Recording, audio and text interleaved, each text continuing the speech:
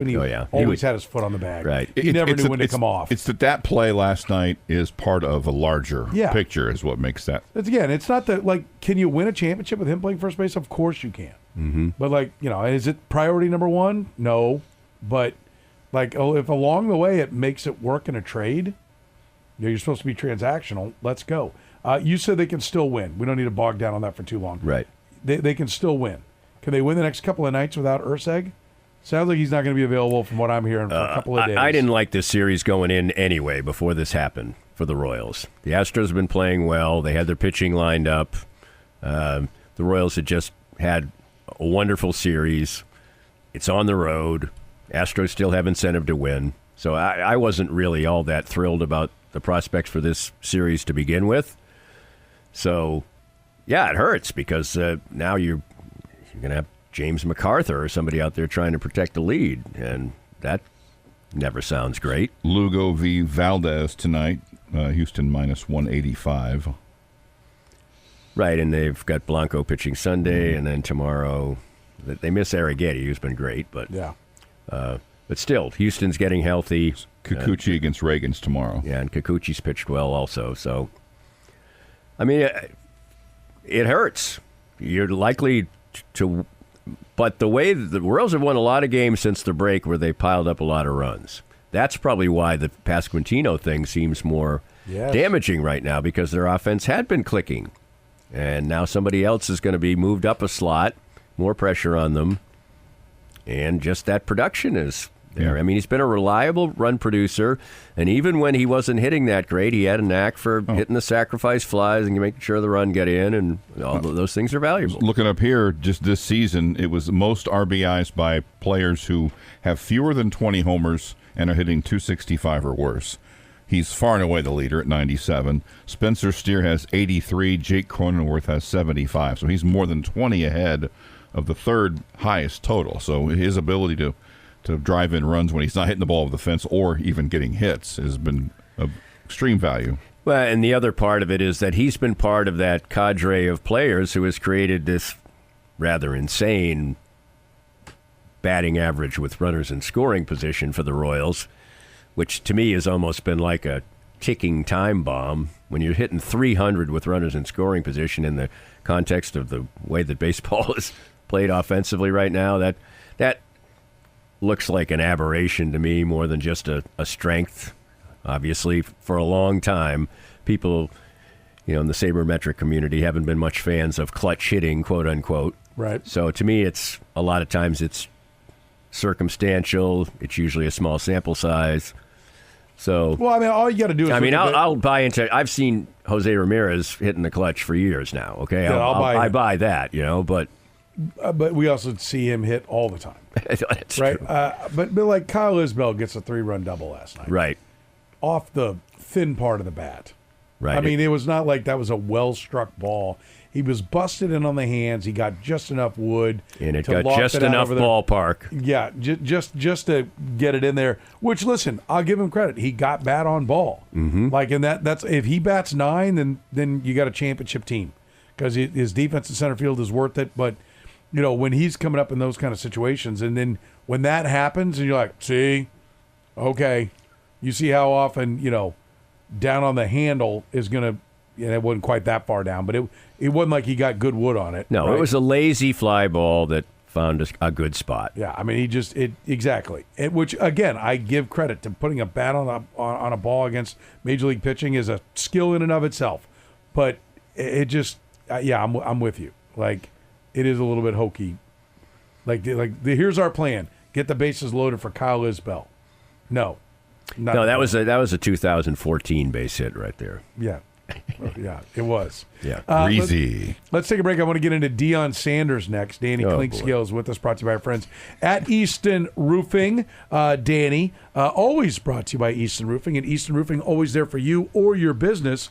Did you know that only a handful of companies work with the very best commercial roofing manufacturers like Elevate, Geico, Carlisle, JM? They only supply the very best roofing companies. They supply Easton Roofing, which means Easton Roofing can write warranties on commercial flat roofs up to 30 years. Only a handful of companies across the entire country can say that. That's Easton Roofing. Here in Kansas City, Find them online right now at eastonroofing.com.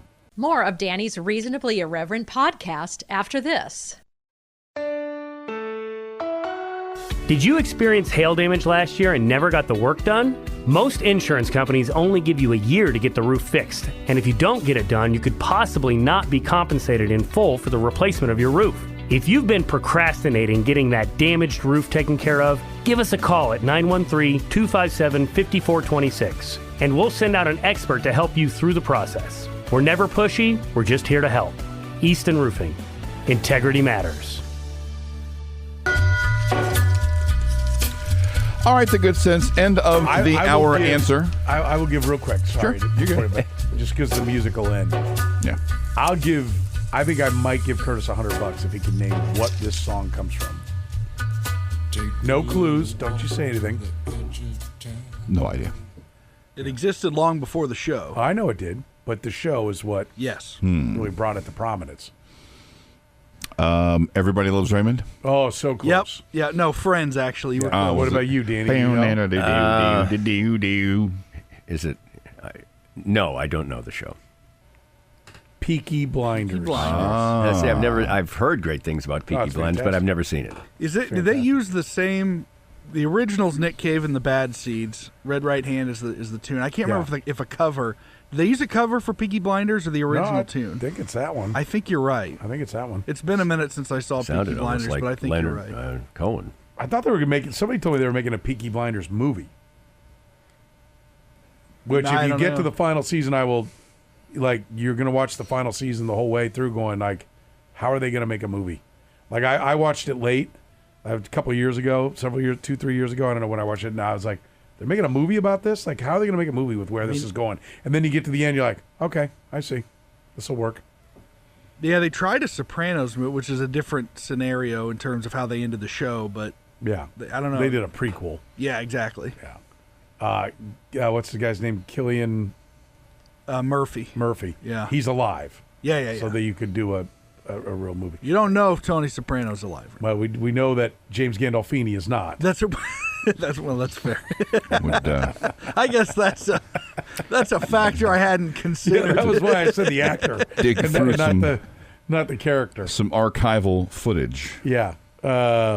Anyway, Curtis, you were saying. I was trying to find the clip. You mentioned Nick Cave. I saw a quick clip from him. It says, "I'm constantly walking down the street hearing this dreadful music. And it's always the same thing, the Red Hot Chili Peppers." He just it was better than that, but he just buried them.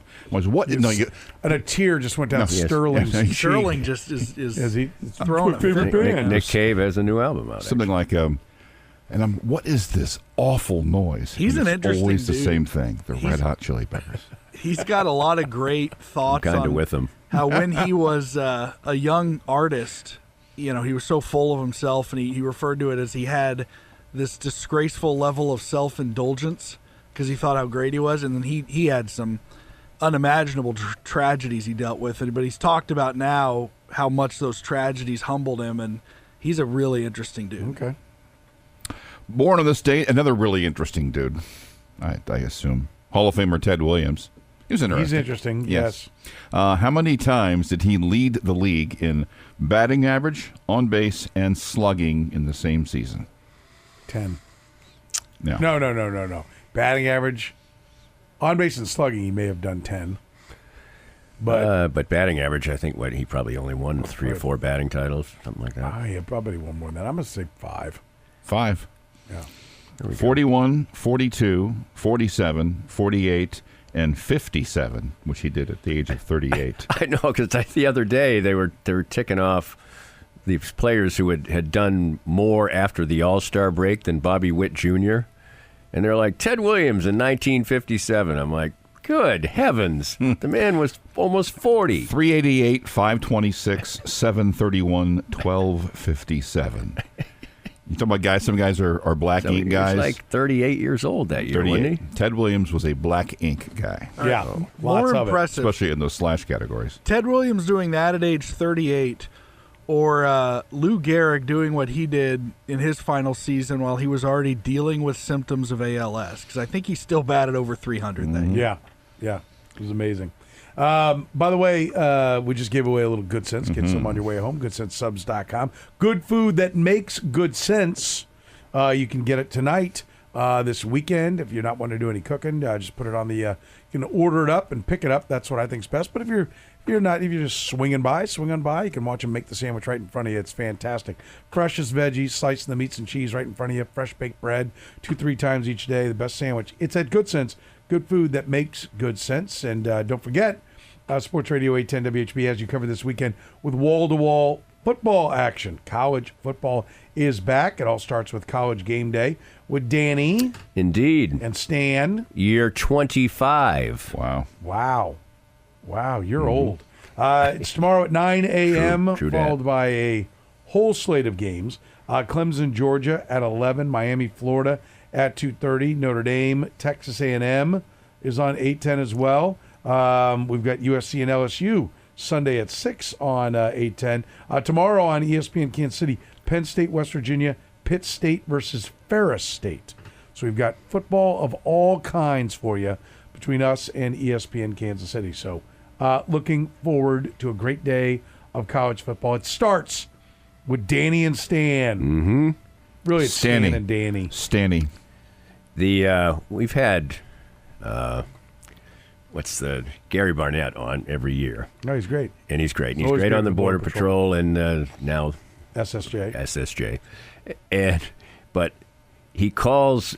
every time he calls both of us Stan. No matter who's asking the question. So obviously he's calling Stan correctly, but he calls me Stan too, and I just roll with it. He's a good enough guest, I don't care. Well, who was it? Mike Sando. Adam asked him something. He's like, "Well, Seren." Was that Cannell or Sando? Oh, it was Cannell. Yeah, It was Danny Cannell. Yeah. By the way, I had people howling last night as I replayed the tantrum What team? from Hen House. Oh my God. Yes. You really could. I was listening. Curtis was You wailing. I don't know what his really problem was. couldn't hear it that well. I had people I mean, texting I had a lot me of people saying, reaching out to us. "Stop going, "What screaming." is You going knew on?" you knew that something was going on, but it sounded more to me like a Cub Scout troop was just making too much noise or something. That's kind of what it sounded No. like. One kid, one parent. Legend. A lot of things that are off mic.